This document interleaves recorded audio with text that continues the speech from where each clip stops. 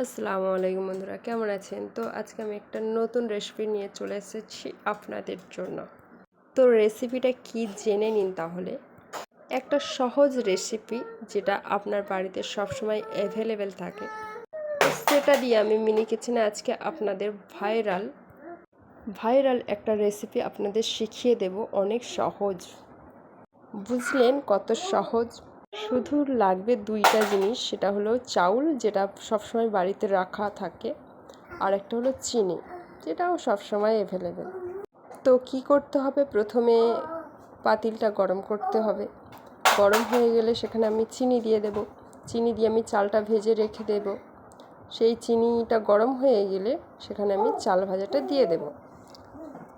দিয়ে দিলেই হয়ে যাবে আপনার দারুণ রেসিপি। তার নাম হলো চালের ছাপা। হ্যাঁ, এত মজা হয়েছিল চালের ছাপাটা, অনেক মজা হয়েছিল। কিন্তু দুঃখের বিষয়, এই যে প্লেটে আমি ঢালছি, কিন্তু এই প্লেট থেকে আমি তুলতে পারিনি।